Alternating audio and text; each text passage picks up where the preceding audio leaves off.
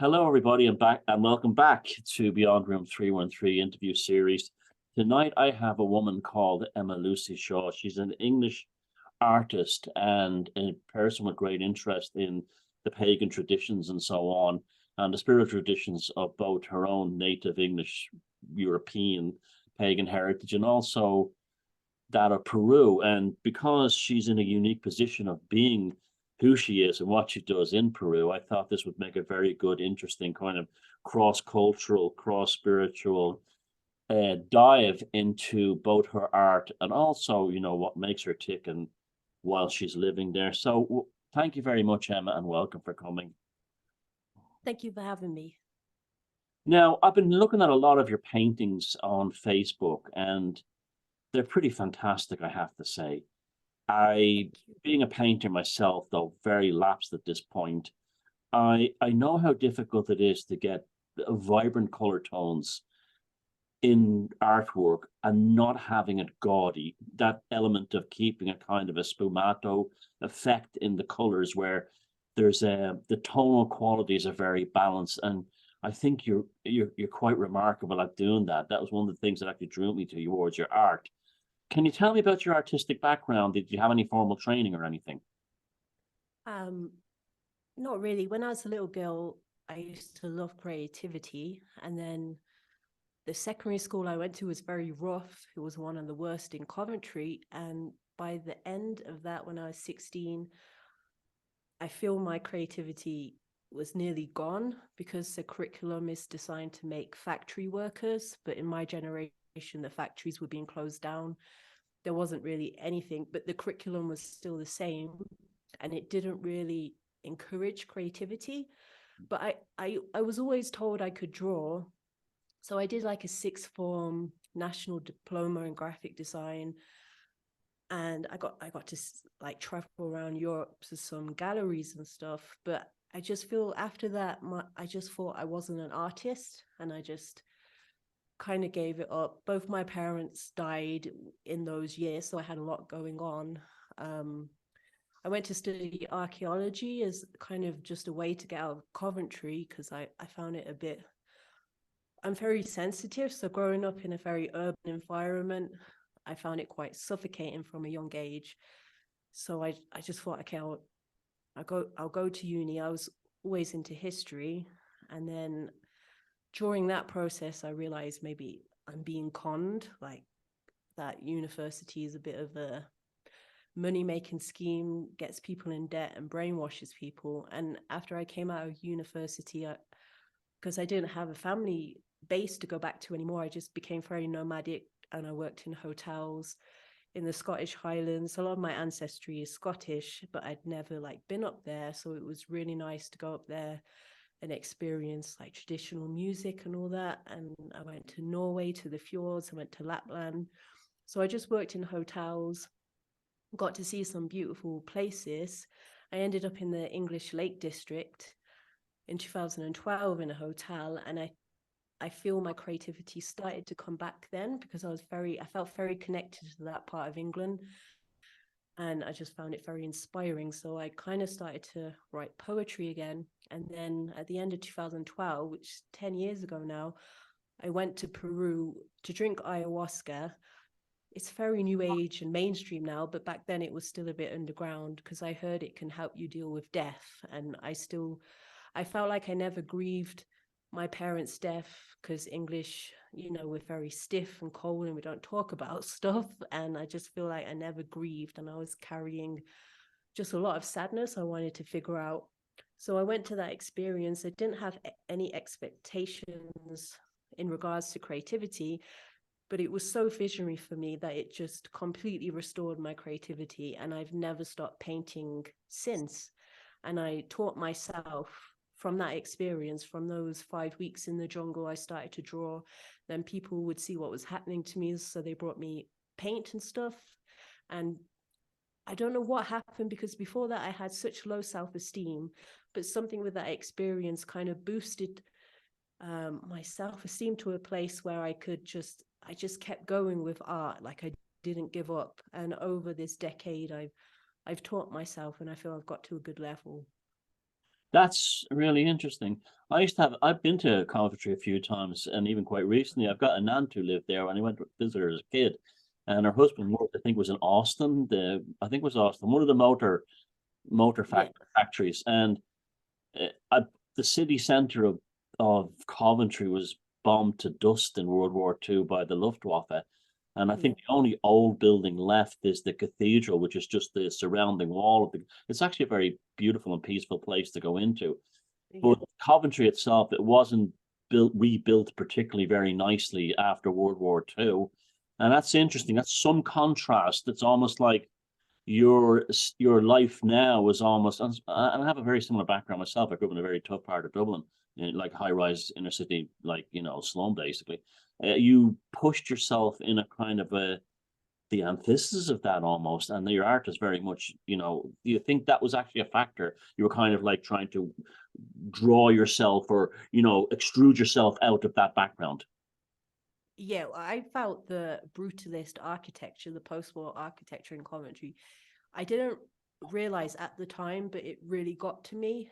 And then looking back, I realized just how kind of depressed it made me, especially in my teens. Because my childhood was quite nice, but then when I got to my teens, everything seemed to get really violent. And it's when they were pushing like gangster rap and grime. So the culture got very violent, and I just It this wasn't punk. safe for young women too. Yeah. Yeah, no, it was just like depressing. And my dad, he used to, when he was young, he planted forests like outside of Coventry. So he would take me to the countryside a lot, and there I felt like I could breathe. And I just knew as soon as could get to an age, I was going to go to the country. Right. And so the that's fascinating that you only really began painting after the ayahuasca thing. Now, did you find that coming out of those shamanic experiences, and it would have been at the time you were doing it in the early days before it became trendy, Yeah. were your skills? This is because I've heard this from other people, not just with painting, it's also with art. And it's happened to me. I've never done ayahuasca, but I've done plenty of mushrooms. That the skill sets all instantly appeared as well. Like you would almost, not only did you have an insight into your consciousness while in this shamanic state, but you also learned how to paint. Yeah. It's weird, isn't it? Yeah. Yes. So do you It's remember any of your early work, like the first things you did? I paint because I painted like a lot of rainbows because I feel like I did go over the Bifrost in a lot of visions because I felt like eventually I got to a place where I understood how to navigate it, and it would go over a rainbow and then the journey would begin. So I used to just paint a lot of rainbows at the beginning, but also just like patterns, like shamanic trance patterns, and just repetitive. And then that would turn into painting. And then over the years, I would try and build, like paint faces and paint things. And it just kind of came, like people tell me I'm really good at color, but I don't have any thought process about, I don't think about the colors, I just put them on there. Oh, so So you don't even you go by color theory or anything? I don't know any of that. I just put it on there, but I feel the shamanic experience unlocked something. Well, but that's interesting because I would have assumed that just by going by the nature of your paintings that you were familiar with the color theory, but I guess it's a natural thing. It's like the Fibonacci sequence is part of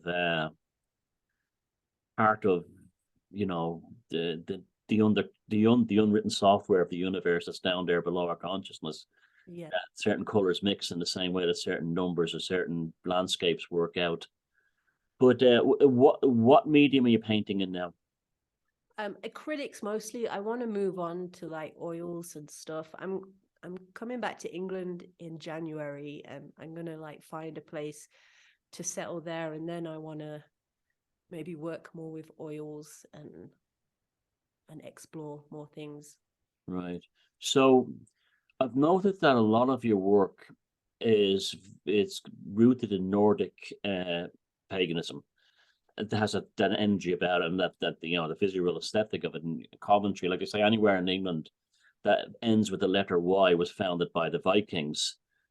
from the time of the Danelaw and so on. So is that like, would you think that was part of your heritage that you also touched into, ironically, while you were doing ayahuasca?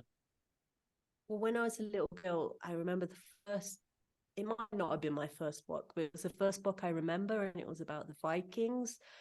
And I just really connected to it because I was obsessed with dragons. And I just remember this book, like I looked like them. I've got golden hair. I was obsessed with dragons. And my father looked really Scandinavian. And his family are from like the border of Newcastle and Scotland, which is like heavily Danelaw territory. And when I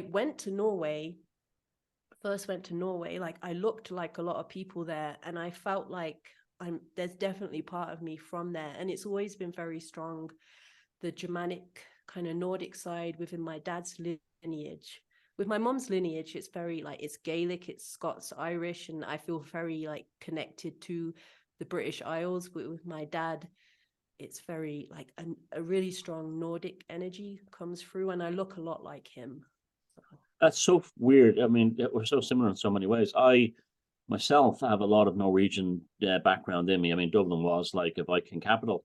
And when I first went to Norway, I was up around Trondheim in Nordland, and there were fellas all up there could have been my brothers. They look just like me.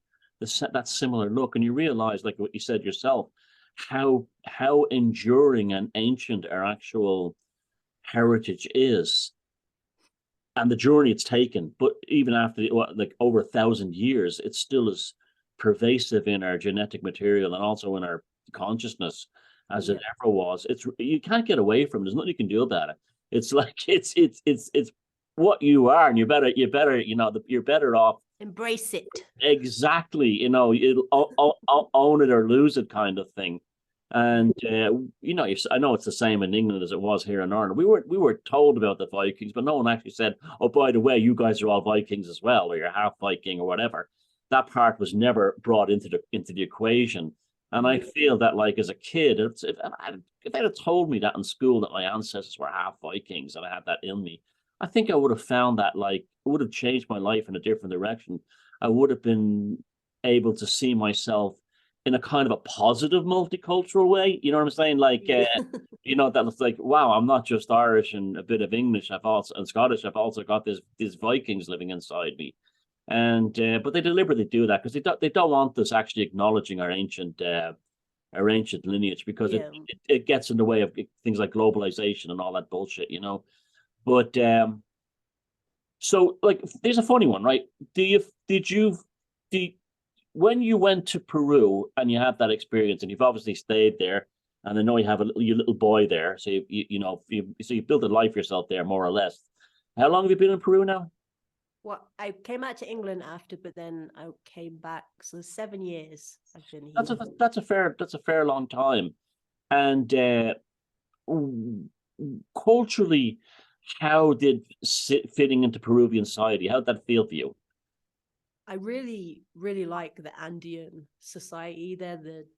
Where I live, it's pretty ethnically homogenous. They're descendants of the Inca. You have obviously the Spanish colonial buildings and a bit of their genetic influence, but mostly it's pretty indigenous here. So the culture is very different. And from very early on, it's like, well, I'm never going to be, like, I'm not even going to try and pretend to be Native American, but I really just appreciated being able to live in a part of the world where they still plow the fields with bulls. And it just gave me like a time out from the place I came from, which always felt very chaotic to me. And I get on very well with the locals, with my landlord. There's 3 brothers. They speak Quechua. They've taught my son Quechua, which is the Inca language. And I have a really nice relationship. But I always knew I was a gringa. A gringo. If that makes Yeah, agree. Yeah, an outsider. I know you. It's just the way things are. But at the same time, you've definitely brought the color of that culture into your paintings. I can definitely see. That's what I think makes your work stand out. Even if you say, like, you do a painting of Odin or something, it has that almost that native South American Incan vibrancy. So, like, Yeah. did you actually go around looking at their art, and did you deal with any artists there like that from that I, tradition? I think it's more so the Quechua people where I live, they dress really colorfully. They have these outfits, and a lot of them are actually based when the Spanish first got here. So they're like it's like they're frozen in that colonial period, but they've made it they've made it their own thing. But they're like fluorescent cardigans, multicolored skirts, and they have these big festivals, and it's so vibrant. And I think that seeped through into my art. And what about the nature of the area? Things like flowers and birds and stuff like that. Would that also be equally colorful, or are you living in a kind of a mountainous area? I live in the mountain area. It's quite dry. It's two seasons: dry season and rainy season. Rainy season, it's very green, a lot of flowers. Dry season, it's just pretty desert and brown. But the mountains here are they're huge. It's really high altitude, and they're very mystical. These huge mountains all around. And snow capped. Are these the Andes or another range? Andes, Yeah. yeah. And what, and what I mean, if I'm being nosy, don't tell me. But what actually drew you to that particular area? Was it just to get as far away from the West as possible, or was there personal reasons? I never knew I wasn't going to go back. I just came on a trip, and so I went to the jungle in 2012, the Amazon, and I just found that just beautiful. It was like being in a green womb, like the goddess, just so much life, overwhelming, like life and sounds and colors. And then 2014, well, then I went back to England and I wanted to be an artist. And we can be a bit pessimistic in that part of the world where someone's like, oh, I drank ayahuasca, now I'm an artist. And I remember my friends saying, maybe you should go to like the USA. They're a bit more positive. So I went to California and I traveled around, and people really supported me there. It was an interesting experience, although I could clearly see California was in decay, because in my head I had, oh, it's going to be like the 60s in San Francisco. And I got there and everyone's on crack. And it was a bit like, oh, okay. So that it wasn't how I thought it would be in my head. So then I was like, okay, I'm just going to go back to Peru. So I went back to the jungle regions. I met some artists. We did a few like not graffiti, like mural projects together, traveling around. And then I'd heard a lot of travelers say the Cusco region's interesting. I was always interested in archaeology. So I just got to Cusco, and then I traveled to the Sacred Valley of the Inca. And then pretty fast, I got this 60-kilo dog. I met some friends, and I just found kind of a nice life there, an affordable life. It costs like £200 back then to rent a big house. Wow. Yeah, so it it wasn't like I planned to stay, but when I had a more comfortable life here, the thought of going back became a bit difficult.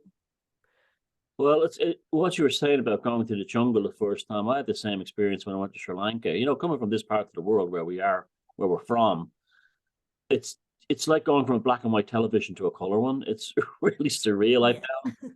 And the jungle, like you said, it's so,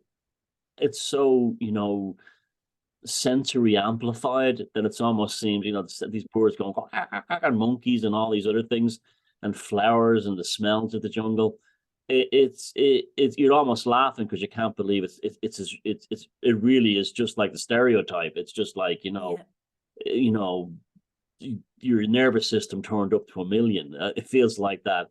And I remember when I came back to Ireland, and it was in the middle of winter, and I was like very depressed. And I'm not a depressed Yeah. kind of person, but it was like it you it, it real. Okay, there's two ways of looking at it. Yeah, we both come from a dull part of the world. Okay, but I think also that dull part of the world creates a sense of introspection that does Yes. is where it's okay. We don't have color in around us so much in nature, but we have color in our consciousness or thinking. Mhm. And so, like, in terms of like this way, I think we produce this part of the world produces all the best writers and poets and bands and stuff like that, because that's a kind of a trying to make color out of the grayness, the gray skies kind of thing. And yeah, so I know exactly where you're coming from there. It's going to be interesting to see how your art changes when you get back to England, though. Have you thought Yeah. about that one? Yeah, well, I'm really ready to come back now because after 7 years and having a kid here who he's European too, his father's from Brittany in France, so he's a Celtic boy. And I do feel like it's been incredible here. I've been on this initiation, but it's not my homeland and I don't have roots here. And I really miss the four seasons. I miss the winter. I think that's why we have amazing imagination and storytelling, is because we went into the darkness together. We had to tell stories to get ourselves through the winter. And I really respect the traditions here, but there's not the same depth as like Northwest European folk traditions. I'm not saying I'm not trying to criticize it, but I'm missing kind of this 4 season cycle. And I want to see how my art will evolve by being in my ancestral lands. Yeah, I know exactly how you feel, because when I was in the US, I took a dive into kind of Native American stuff, and it was all very interesting. It was all very what it was. It didn't provide me with the same depth, just like you said, that my own or other comparative European traditions filled me with. And I used to say, I kind of rationalized it by saying, well, when these people were genocided and they lost it and all this kind of thing. And I'm sure, like you said, it's the same in Peru. The Spanish converted the people, the conquistadors and all that stuff. But Europeans have been genocided as well, and we still managed to hang on to an amazing depth of culture. I've often found that quite remarkable, how despite all the wars and all the enormous loss of life and all things that Europeans have had to deal with, like communism and 2 world wars, that all the pagan traditions of all the ancient stories, everything like that has all survived. It's all survived. And my attitude is it has survived because there's something in this reality that wants it to survive. There's lessons there for us. I definitely believe that. Yeah. Have you, you were saying about the Four Seasons. Have you ever, when you were in Norway, did you ever go into a Viking longhouse? A restored one like that you could visit? No, I worked on Gudvangen, the Viking reenactment village, before they built the village. Now they've built it, but when I was volunteering there, they just had tents, so I never got to. Is this the one there? Is this the one near Stavanger? Yeah, Gudvangen. It's really like Disneyland. You're starting to scare me how much our lives have crossed over now. Yeah, I know that place. They've actually built, and this is where I was in the longhouse, authentic, full scale longhouses, and they're incredibly dark inside. They're incredibly, you could imagine being locked in there for a Norwegian winter. And you're sitting there watching the embers in the fires, and those embers in the fire is what like created the dragons and the gods and the whole thing. It's so funny. I mean, when you were in Stavanger, you didn't visit the Stone Circle at Sola, did you? No, I didn't. I was mostly it was Gudvangen, and I was mostly there for the whole summer, and it was beautiful. I was barefoot, a reindeer hide. I was quite like in my early 20s, and it was really kind of a very ethnic awakening for me, although I didn't quite realize it at the time. But in July or June, they had a big Viking market, so people would come from all over Northwest Europe.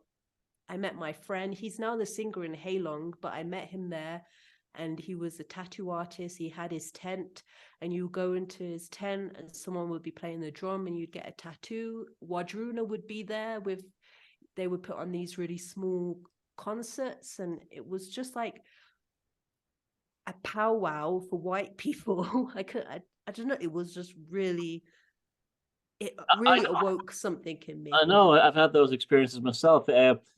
And the Scandinavian summers are absolutely glorious. They're just so fun. The days never end. You're you're up talking to someone and the sun is in the sky and it's like what? It's like it's 1:30 in the morning, you know. It's beautiful. It's you know it's they have long dark winters, but my God, when the summer comes, that's balanced out and you properly live, you know, you properly live. Yeah. So like what's it this is a fascinating, and an artist is always interests me as well. What is the light like where you are? Is it very clear? You said it's very dry, so the light must be very in the landscape must be very bright. Yeah, and we're really high altitude. For the first few years, I was squinting a lot, but now I feel I've got used to it. But I will miss kind of this high altitude, eternal sunshine, Yeah. just clear skies. It's very good for things like respiratory health and stuff like that, but it's not good for your skin, though. I find that No, I don't want to age. Some of the older hippie ladies, they've aged really fast. I yeah, don't want to. you like covering yourself constantly in coconut oil, Yeah. olive oil, stuff like that. I noticed that too. It is funny, but yeah, it's great, but you dry out very quickly. Yeah. You dry out very quickly. So, do you want to let's talk about some of that painting behind you? That's I keep looking at it. What's the story with that one? This is the Journey West. So it's inspired by, because I guess ayahuasca was my initial slap in the face, but then the years following, I kind of stay away from the ayahuasca scene because it's just so crazy. But I found we call ourselves the Lost Tribe of Celts because we're like English, Scottish, Irish, and we make San Pedro cactus medicine and we drink together. Not so much anymore that I'm a mother now, but we used to drink together and we would just make music and paint together. And it was just very beautiful, very heart opening. And it helped me a lot because I was so closed and shy and like not confident. And these ceremonies, they just really kind of helped me kind of find strength in who I am. And it's inspired by San Pedro cactus and there's Viking ships, because I do think that maybe Vikings or earlier that they came to Peru. I think so. It's in their folklore here that these people with red beards came, and it's in some of the genetics here that have been found. And so it's just maybe I was trying to find my identity before I realized I was going to go back to Europe. Trying to forge an identity here, connecting my culture with the things I was getting involved in here. And the spiral, what would that represent? This is Viracocha, the feathered serpent. And Oh yeah, okay. because they say the bearded people on feathered serpents came, and when you hear the descriptions, it does sound like a Viking ship. You know, I never thought about that because I've been watching. That's amazing you brought that up because I've been watching the Graham Hancock show, and he's been talking about the arrival of the individual on the ship. That was then the ship was shaped like horses or something like that, or Serpent. a serpent head. So it sounds like a dragon ship from. Yeah. And the ships are more than capable of getting down there because we know they crossed the ocean and they definitely got to like Canada, Vinland and stuff like that. So why not follow the Gulf Stream down and end up in they'd have to go around the bottom of if they get Peru, they'd have to go, or would they go across land? If they landed on the Go ahead. Sorry. I'm just thinking in my head.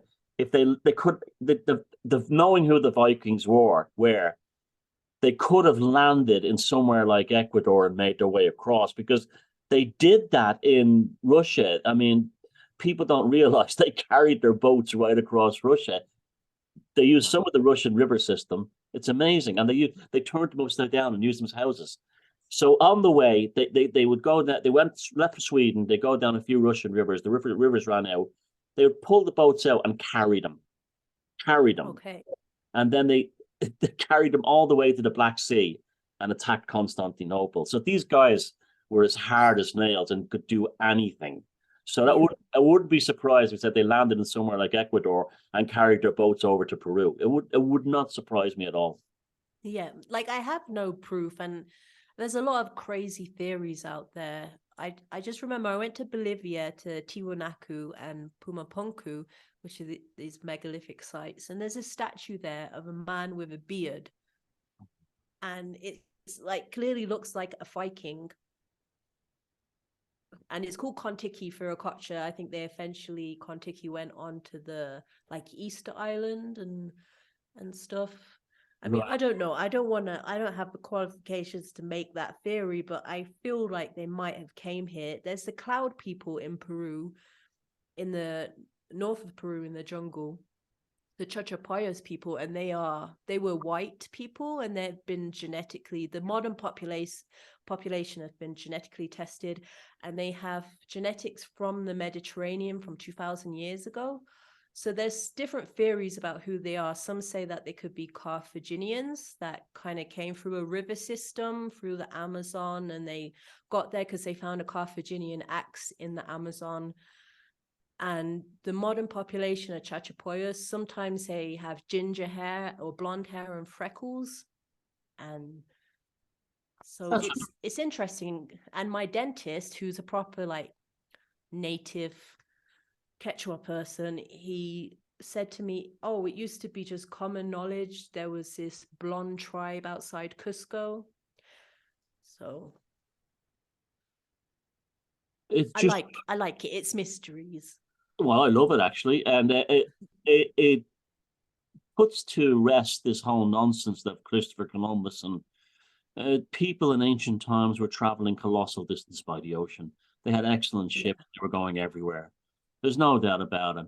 One of the things I want to talk to you about, Emma, is I've never been to Peru. I've always wanted to go, and the main reason is, I'm interested in ancient sites and megaliths and stuff like that. So I want to talk to you about megaliths. Have you actually visited many of the megalithic sites around Peru? Yeah, I've been to a lot of them, and I live around, they're just everywhere scattered in the landscape here. And they're very different than European ones or the ones you get in Britain and Ireland. They have these remarkable interlocking stone systems, this polygonal walls, and are they very common as well? Yeah, so basically you have the Inca were kind of the last pre-Columbian civilization, and their architectural style is completely different to the, so basically every Inca site, it's like they found these megalithic ruins and they built around it, because you can see the Inca architecture is not super advanced. It's not that long ago, and they seem to have revered these sites, and they built their terraces, agricultural terraces around them. They made them palaces for the Inca, or the priestesses of the sun. But every Inca site has an older layer, which I just find mind-blowing. And I have a degree in archaeology, so I can be rational about things, but I don't know how to explain some of these megalithic blocks.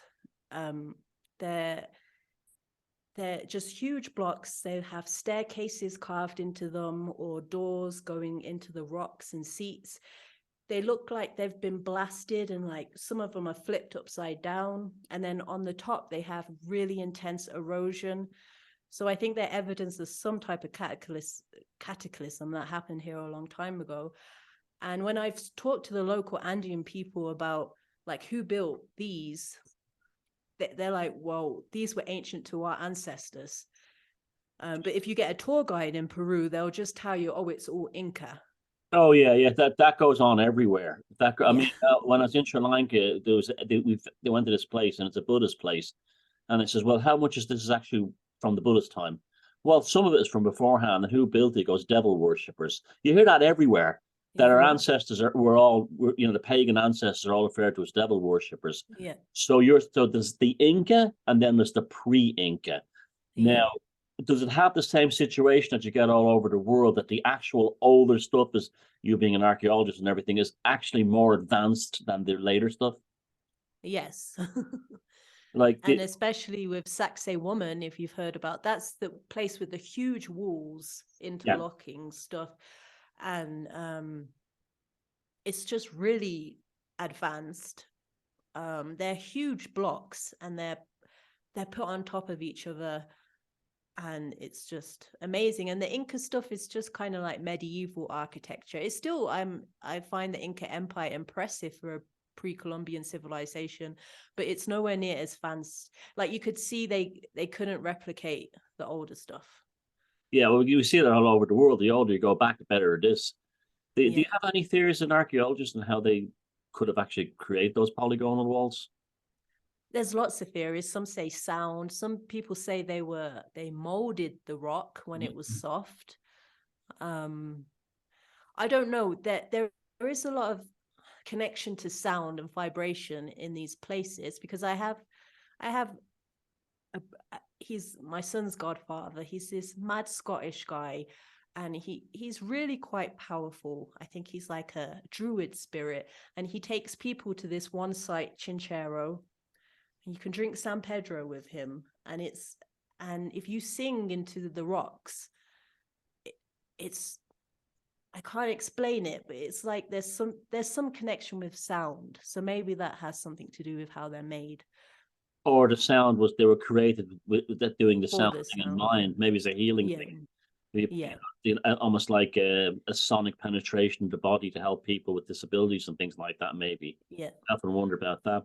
I have a mad theory, if I can tell you, on the polygonal walls, a provisional mad theory that is absolutely baseless and is probably wrong. But if you look at the polygonal walls, they look very much like the cells of a plant or the cells of a skin in how they Okay. sit and joined. And there are living stones called trovons in Romania that actually grow and live. They're limestone, and no one knows how they actually exist. And a part of me wondered if those walls were actually grown as cells, and that's why they're so Whoa. using. I mean, I know it's mad and out there, but I was just like those trovons things. I mean, I'm just throwing my one more thing, half-assed Well, you thing. don't know. You don't know. They're It's amazing. it's like anything else. I mean, how they could pick up a 30th, and we see this in Europe as well, a 30-ton block of stone and set it into a lintel, into a wall 20 feet off the ground. How we can't, there's no machines today that can do that. That Yeah. they were doing it they tell us 5,000-6,000 years ago. Yeah, I definitely think that's one of the reasons I want to go to Peru, is because of that that early megalithic pre catastrophic civilization. So there's definitely a sensation that the landscape was destroyed in some cataclysm. They feel so old. I mean, this is just my feeling and intuition, but they're so old. And then the local people don't even claim to know who made them. It's not in their folklore. They're just made by the gods or the giants. And they're also quite like, they're a lot more advanced here than some of the stuff in Europe. So it makes me wonder, like, did things start here? I mean, I don't know. But even the Amazon rainforest, the soil is black earth that some scientists have discovered. So some scientists say that it's a man-made overgrown food garden, and it's just filled with medicines and food crops. So I just find this part of the world quite mysterious. Yeah, so the Amazon was actually an agricultural basin, and because of neglect, it's become a forest. That's a theory based on that the earth is this black earth and it's man-made, and then large regions that have been deforested in Brazil, they all have earthworks under them, similar to like northwest European earthworks. Yeah, and they're full of the Amazon rainforest is full of like megaliths that haven't been detected yet. Only seen them on Doppler radar and things like that. Yeah. And they're appearing in huge numbers all the time. Yeah, who knows? Maybe it all started down there, or when they moved out. Yeah. So you said you lived in Scotland. So did you have much in this part of the world? Did you have much time to visit the megaliths around here and study I them? was quite young when I lived in the Lake District. When I was in Scotland, I was just working in the bar, and I was young and just partying. But by the time I got to the Lake District, I used to go to Castlereagh Stone Circle a lot, and it's the best stone circuit in the world. It's beautiful, and I started to get into it, but I've not really connected to the stuff in my homeland as much as I have here, and I feel this is why I'm so pulled right now to come home to explore that. Yeah, I mean, when you get to Castle Rig, when I go to Castle Rig, it's really the stone circle is the the actor on a stage. The stage is that phenomenal vista around it, those mountains all around it. And it just shows you that the people in those times had this sense of aesthetic to, create a feature in the landscape that complemented its stunning natural beauty. It really will be, maybe down the road we can have you back on. We can talk about your feelings when you start doing your own little megalithic thing in this part of the world, because I think you could add in a lot to that, especially being an archaeologist from the Matrix, a trained archaeologist. Yeah. I forgot most of everything I learned. Did you find yourself having to deprogram yourself in some ways? Yeah, and everyone on that course was quite posh, and then there was me and this guy who was a Kurdish refugee who grew up in a council estate in London, he was quite like Afrocentric at that point, and he believed in the Anunnaki, and I also believed in a lot of weird stuff back then, and we kind of connected because we didn't really believe what we were being taught about a lot of stuff. Yeah. It's really incredible. And have you painted any of the actual ancient sites in Peru and made paint artwork of them? I haven't painted them much. I paint like the feeling of them, but maybe eventually. Yeah, so you're emotional, psychological kind of expressions of I mean, it's very difficult, I find to explain to people the emotional feelings, and I'm sure you're the same, that you're feeling at these sites. The only way you can do it is through things, I think, like music and painting. I don't think you can do it any other way. It's hard to express in words. It's almost like the people that built them, their consciousness thought in music, and we're back to the sound thing, and painting, they and art, they had this kind of I always wonder if they had this mind that was less left-brained and more dreamlike. They dream things almost into reality. Yeah. You definitely get that impression. There's one site, Chinchero, which is, so it has the Inca part, and then on top it has a Spanish church from the first colonial period. And you go in the church, and it's fucking terrifying that the art in there and this zombie skinny man, and it's designed to kind of just scare the natives, I think. But then if you go to the bottom of the site, it's all these like megalithic stones that they don't really make any sense. Most of the tours that go there, they don't even take the people down there, and you can sit in them. There's one huge boulder, and it's carved all the way on the outside, staircases and seats. But my friend, he saw these little boys go inside it, so he went inside, and he found that inside it was carved a perfectly carved seat inside this huge rock. And I've been there, and it feels like it's some type of, I was under the influence of San Pedro when I was there this one time, and it really felt like there was a lot of water features there, like maybe that the water was coming down the rocks and you could sit in these seats and it was like water, and it was some type of healing sanctuary spa. I don't know. In terms of your other, and that's another thing, your paintings sometimes remind me of Hindu art, stuff you would see in South Asia. I sometimes get that feeling from them. With the Indo-European thing is obviously coming out then. Now, but how long were you in Peru when you started concentrating on painting, Nordic and Celtic stuff? How did that become about? Well, I was always into the Nordic stuff, but I guess I feel like there was a phase after the initial experience with ayahuasca. I got a bit caught up in the psychedelic movement, and I would paint a lot of Native Americans, or even like these very Afrocentric paintings. And then I started to notice that all the other visionary artists were painting the same kind of like Afrocentric feminist art. And I was like, why am I painting this? And I felt it to be quite subversive. I just remember feeling, I feel like this is from programming.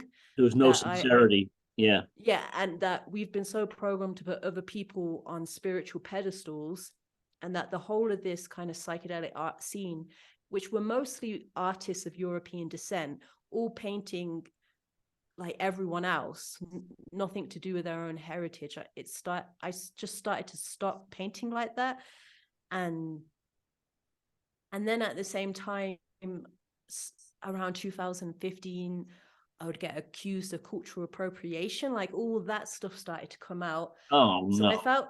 I felt a bit backed in a corner, and then I also was like, why am I painting this anyway? And then it kind of led to this very ancestral awakening, and I feel like I let go of a lot of subversive influences, programming in my psyche, and I just returned to my roots. And it became like a mission to revive my ancestral spirituality through my art, because I'm putting the pieces back together. I'm not an expert.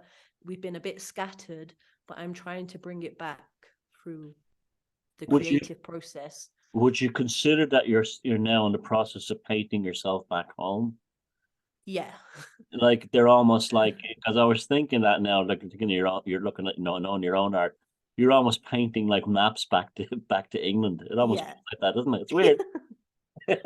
I'm homesick. Yeah. I know, but it's like it's also a very powerful magical process you're doing as well. Yeah. I don't know if you understand that, but well, I'm sure you do. But like the people watching, that you are basically transporting yourself spiritually over here before you actually physically arrive. That's what you're doing, and I've been there, I've done that myself. That's what actually you're doing. Can you tell me about that smaller painting there at the behind you? That's Suna, the sun goddess, the Nordic sun goddess with a cow. Which is Because I had this phase of being really vegan, and I got very sick, and now I eat a lot of like red meat. that wasn't good up in the high altitude being No, I was baked like by gonna the sun, faint. and absolutely no like essential oils in your diet from being a Yeah, vegan. no. Yeah, that's it's amazing. That's again that's almost like the dietary version of you painting Inca and Afrocentric stuff when you think about it, isn't it? Again, it's Yeah. programming. It's Yeah, programming. it was programming. And I even helped my friends to open a vegan restaurant. And then my other friend in Cusco had this vegan restaurant. And I started to notice that all the people that say they're vegan, I see them eating cheese. Like no one's actually vegan. Everyone just says they're vegan. I'm sure some people are actually vegan, but I noticed that it's just this fashion. The ones who are actually vegan are dead. Yeah. But yeah, I got very anemic, and I had a very indigenous midwife who would call me a vegetariano extremo. And she's like, you need to eat meat.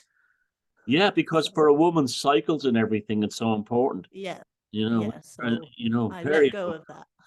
I was vegetarian for a long time too. When I went back to meat, I found that my brain operated much better. I was into, Yeah. I was better at like thinking of things like that, and it makes perfect sense because your brain is, it's Yeah. mostly animal fat anyway. Yeah. But yeah, so let's talk about your art in terms of how you people can get it. I want to talk about that. Now, do you have a website? EmmaLucyShaw.com. I'll put the link down below there. Now, you're using the funds to actually to restart your life again in England. Is that what you're saying? Yeah, because I tried to come back at the start of this year. I did a little GoFundMe because the financial situation here and going back to the West, it's like it's like quite a big change. But I couldn't leave Peru because my son was born in Peru and they wouldn't let him leave on his British passport. It was really annoying, but I was kind of grateful I got a bit more time here. I joined the gym, I got really strong, and I feel mentally more prepared. But yeah, all the art sales right now go directly into getting me back home. I'm going back to Glastonbury. I've got a room in a really nice house with like-minded people. And I've got a tiny bit of a cushion, but if you want to buy art, it really helps, because as soon as I get back, I have to like figure a living out and everything. I'm sure people will when they see when I put the link to your website on it, because it's wonderful. And you're landing on your feet, getting back in Glastonbury. That worked out handy. Yeah, I don't know if I could go back to. I couldn't go back to just like a big city. That would be too much. But I feel like I'm transitioning to quite a conscious place, so it will be And a it's a lovely nice place. transition. Even with all the kind of the connotations around it, the new agey Yeah, stuff. yeah, I still, every time I go there, I love it. I just love the place. It's just the yeah. town is so beautiful, and the countryside around there is gorgeous, and yeah, that's a good place to actually enter back into. You're not going Yeah, back I to think You're not so. going back to Coventry or somewhere like that. No, yeah. Yeah. So, and your plan is to become like an artist when you arrive back in England. Yeah, I want to do that. I've got like during my subversive phase where I feel like I still have programming playing out. I did make a tarot deck, but I don't feel connected to this tarot deck at all because Same thing happened to me. yeah, I yeah. started a So I'm tarot deck about 11 years ago, and I found it laborious, and I didn't feel any emotional resonance with it. It's the yeah. weirdest thing. Uh, Yeah. Tell us about the tarot. What your relationship with that is? I'd like to hear that. I'm not like a tarot expert, but after my mum died, I went to this lady and she gave me a tarot reading and it really helped. It just, it was a session that just really kind of helped me find some grounding in life. And I did enjoy the process of creating the tarot. So I'm doing another one now that I feel is more ancestral, it's more traditional. So I hope when I get to Glastonbury, I'm going to try and publish that. But I use runes more than the tarot. But as an artist, I just like to create tarot cards. I think it's a really nice process. What you were saying about that the tarot was reading was helpful. That's its purpose. It's really a psychologist or a therapist Yeah. in Yeah. 78 cards. That's really what it is. And a lot of people, yes, there's an oracle element to it as well, but I think its main power is its actual usage as a healing device, because as you're seeing, like yourself, as you're seeing these images and pictures, it just allows you to consider them just that little bit differently, to Yeah. switch off that left brain and to go into a bit. It almost like relaxes your consciousness. I Yeah. felt, yeah. So So I'm gonna what's your favorite deck? What deck do you use? I don't really use any decks, but my I think we have an Osho deck in the house. That's not really tarot, but I quite enjoy that. Um, I'm not that into Aleister Crowley, but I do like his deck, just the art. Which one's that? Okay. The Crowley, Okay. yeah, Lady Farida Harris. That's what I use. There's two Okay. reasons for it. One, I like the art. Two, it's a very kind of deep deck, and Yeah. also the cards are nice and small. They're easy to hold and handle, put in your Yeah. pocket. But yeah, that the artwork is amazing on this, and yeah, I could definitely see you if you applied yourself, with your style to something like this. Maybe when you go back to England, you might even change your color palette or something. Yeah. Maybe more, or not even earthy or something would be a better word to kind of as you move away from the sunshine. But Yeah. that's something I'll be looking forward to seeing. Well, Also, I'm half. Sorry. Go no, ahead. no, I'm just saying, go ahead and finish. I was just saying I'm halfway through my next one. I really like it, but I feel like it's something I'm going to do. I might just make loads of decks in my life. But also when I get back, I want to start these Zoom courses, creativity healing, because I've been 10 years on my own kind of healing process through art, this kind of shamanic breakdown creative process. And I really kind of want to help other people with that, like adults that might never have painted since childhood. I've helped a lot of people do that here, and I want to start teaching, be confident. and just help give people a creative tool in these crazy times, because it is like a yoga practice, or just doing a daily creative practice can really bring balance. So that's something I'm trying to work on, is like teaching everything I've learned. Yeah, I think that's a great idea. I think there's a real need for that. So I think you'll do well with that. Especially with your experience is what is, I think, is what really matters more than anything else, and you have it. Yeah. Speaking of these crazy times, what was the lockdown like down in Peru? What was the whole scamdemic thing like? It was really intense here, and it's one of the reasons I'm going home, because I think for a few years I kind of felt like I escaped the system. But in the third world, we kind of, as expats, we live in a bubble. So when COVID happened, it suddenly turned very third world. The military were on the streets. If they caught you out, they would take you to the plaza, make you do sit-ups, or make you do laps of the plaza. The military were everywhere. And most of the people here were extremely submissive. And it made me reflect, like the Spanish, they took over in a day, basically, without any resistance. And I don't know what it is, but there was just like no resistance here. The only people that were resisting were the Westerners, who are quite like into health food and natural medicine. And there were some Peruvians, but mostly, I don't know, there was no protests. And even if most of the population back home went along with it, there were still protests in London, whereas there was like nothing here. And this bubble that I kind of was in, it kind of burst for me. And I just feel that I need to be in my homeland, and I need to be with my people for the times ahead. I shouldn't be isolated out here, because they're at the beginning of this consumer process, and they're not disillusioned by consumerism yet. They want to be like America. All the kids are drinking Coca-Cola, the diet's really bad. There's no conscious movements yet within the local population towards more healthy alternatives. They're full on going, it's like the 70s here, or the 80s. And I just feel I need to go home, because the lockdown, it was a bit traumatic here, because I didn't know my rights either. And I Right. couldn't protest. And it sounds like that bubble was meant to burst. That's probably the Yeah. reason for it. Also having a kid as well. Was there any kind of vaccine restrictions? Was there any kind of pressure on you in that way? We not really on the Westerners, but I mean, yeah, we couldn't go into a bank.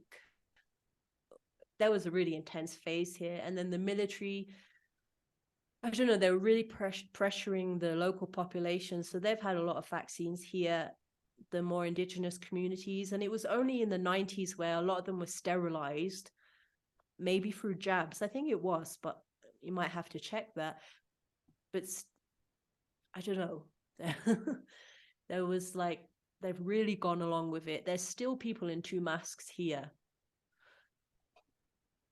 And I just, yeah, I wish them all the best. I really have had a lovely time in my host nation, and the Peruvian people are very kind-hearted and very sweet. I just feel like it's time to go home. You encountered the shadow. Yeah, I've been saying that about this whole thing from the very beginning. It's the greatest education ever. Not only are we seeing the people around us for who they are, really, we're seeing ourselves for who we really are. But we're also seeing the countries that I mean, I never thought of Ireland as being evil yeah, until this whole thing started. I mean, I thought, I didn't have an idealistic, feeling towards my country and that it was perfect or wonderful or anything. I wasn't Mr. Super Patriot, but I said, for the first time in my life, I said, I live in an evil country. We're an evil government. And that was a rough one to take. That was my yeah, bubble burst. But it's like anything else in life. There's no pain, no gain. You've got to like confront it. So it yeah, was probably what happened to you there was probably I'm sure it was a blessing in disguise at this point. yeah, because like you can't run away from your problems, whether they're personal, excuse me, I had a cold, but also like societal. And there's a lot of the older expats here. They're like, I could never go back to the West. I could never, like, they're terrified of going back, and some of them moved here in 2012 because of the end of the world. So there's some very survivalist people here, and I don't want to live like that. I want to live while I'm living, however bad it is. And it's not a healthy environment to bring a son up into either. You know, it's not good. no, Yeah. and also like he's a gringo here, like he's the only blonde kid. I mean, there's other blonde kids here, but I just feel, apart from the system and everything, I did like growing up in England with the history and everything. And I want him to know his roots a bit. I think it's important because some of the new age hippies here that have kids here and raise them, it's not a judgment. I just sense there's a bit of uprootedness. Yeah. Oh, that makes perfect sense to me. I mean, I can see it in your art even. There's a sense of longing almost, you know, you can see it. And even the way you were painting the figures, you paint like, and some of them are quite militaristic. They're kind of like, you know, the swords and this kind of thing. You can see that's kind of, it's almost like you know, the native spirit inside just starting to really come to the surface. You can feel it, you know, you can see it in the art. You can, it's like you can never deny what you really are. Yeah. You know, and I think that your art is a great indicator of that. So people can get your art at, what's the address? EmmaLucyShaw.com. And is there anything before we close out? Is there anything else you want to tell people about what it's mostly prints, or they can buy original pieces as well? They can buy original paintings or prints. I have a GoFundMe. If you go on my social media, I'll put it on my website. Just if you have a tenner here or there, it just helps me get home. And yeah, I want to start this creative teaching. I'm going to put that on my website soon for anyone who feels very blocked but has a call to connect to creativity. I feel I can help people with that, and I want to start to do that. I have to say, I've really enjoyed this interview, and it's been wonderful wonderful getting to know you in this way, because we only kind of like have a little bit of laugh. Like your memes. Yeah, a little bit of banter on social media. We've never really spoken. It's been lovely.